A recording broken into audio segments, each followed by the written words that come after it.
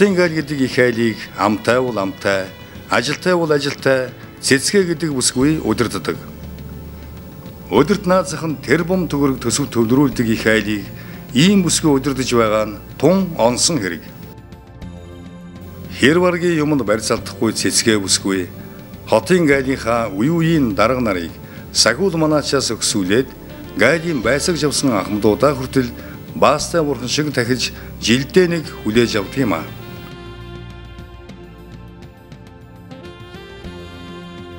Бид одоо та бүхний залуу халуунасаа зориулж энэ одоо үйлсийг бүтээсэн энэ их одоо гайлын байгууллага гэдэг энэ Монгол улсын гайлын байгууллагад агуу их өнөр одоо гэр бүлийн одоо бүтээлсэн түүхийг одоо аль болохоор одоо тэрийг өргөжлүүлж та бүхний тэр одоо сайхан байгуулсан гавьяа зүтгэлийг одоо дараагийнхаа үеүүдэд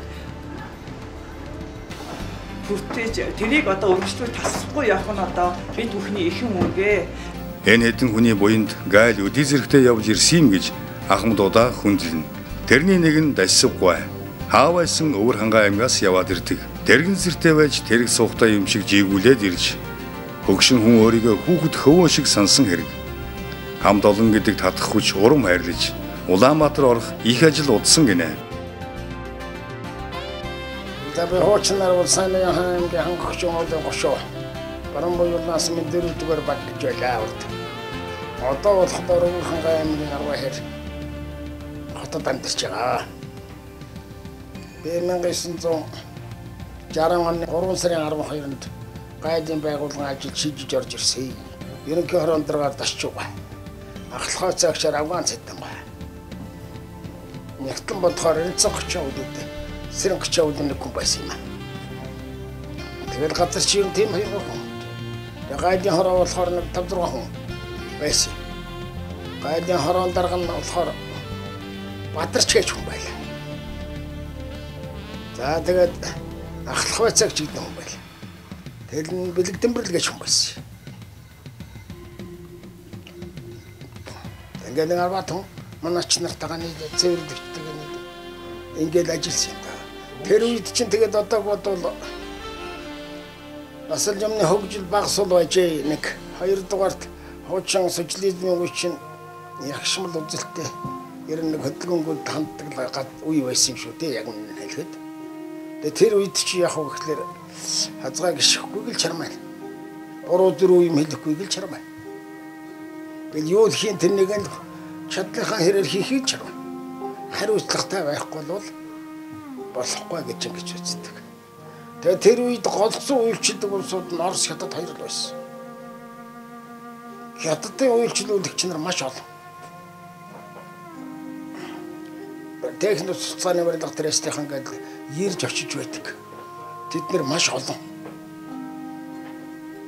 За хонда 64 он гэхэд 8,000 хятадыг цөөн хоногийн дотор явуулсан. Тэрний аргэрийнхэн гिचнээ олон мянган хятад. Тэгэхэд гайдын хороо ерөөсөн гадна дотноггүй дээр ерөөсөн бараан тарагдсан байсан. Дотроо орохлоор тоос манараал. Битүү тоосон дотор. Ямар санда жаргал гэдэг байцаагч тэгж байсан. Хортой нөхцөлд ажиллаж байна.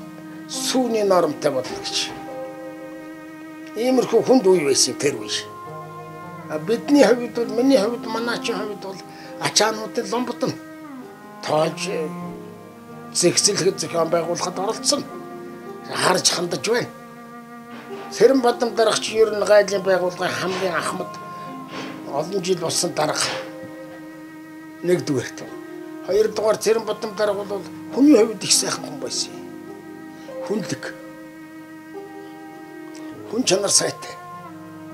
Ихээр дээрэнгүй зангүй. Энгийн зантай.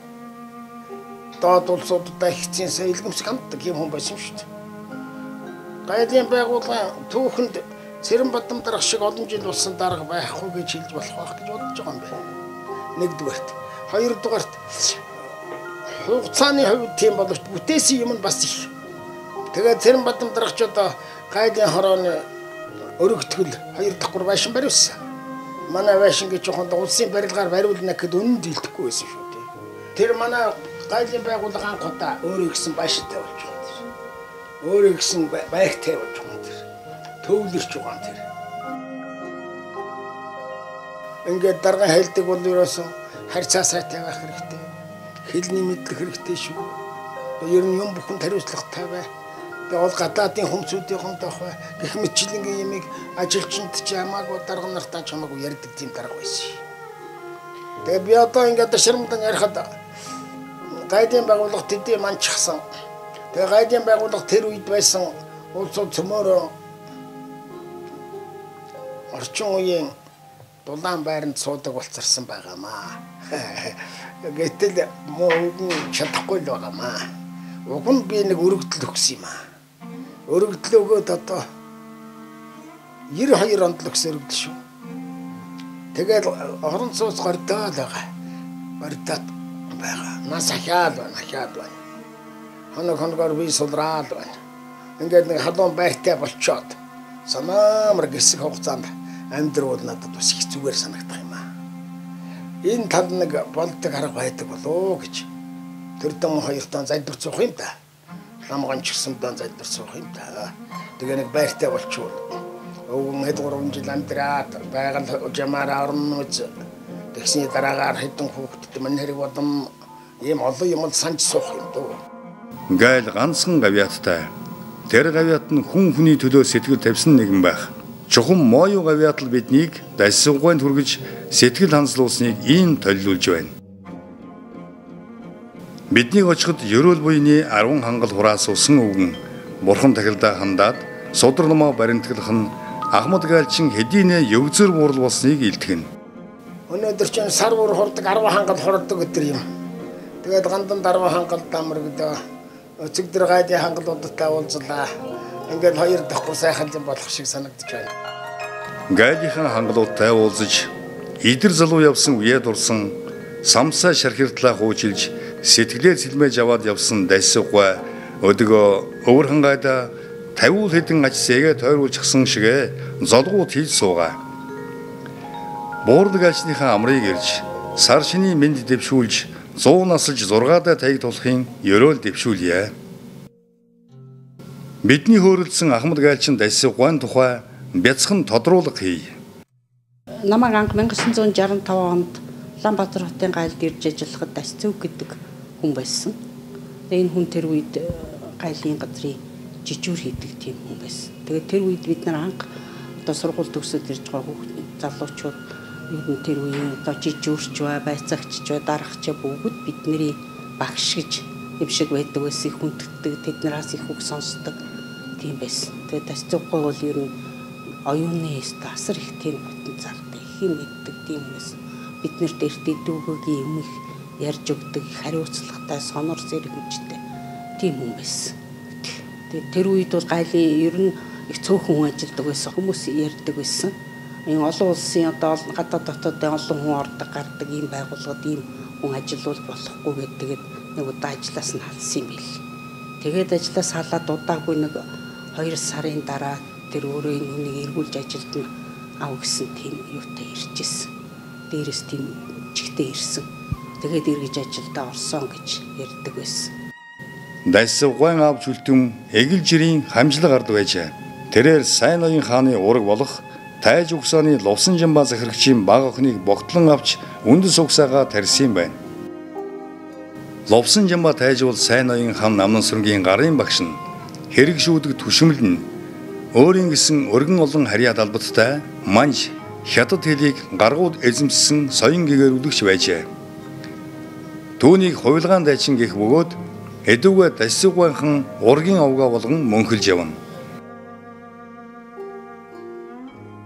Удам судартай, угшилтай, ийм сайхан ухаанд мэрэгд гайл гэдэг том албаны босхийг манаач сахиулхан хийгээд сууж байсан гэд бодохоор манай гайл бас далдын хармалгайтай, хар хайрцагны бодлоготой, хамжаарахтай газар байжээ. Ийхүү гайл гэдэг их айлын энэ алтан аргамж өдгөөж уламжлагдж байна.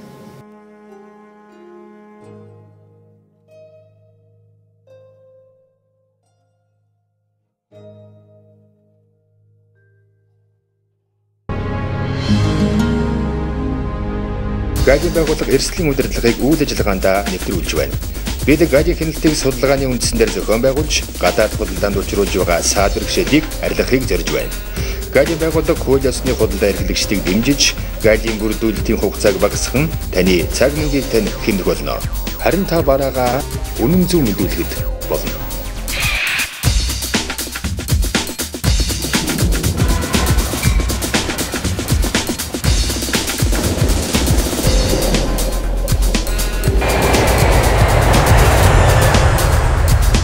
Ийм богино хугацаанд галийн байгууллага бидэнд итгэл хүлээлгэж байна. Бид ч бас итгэлтэй байх ёстой.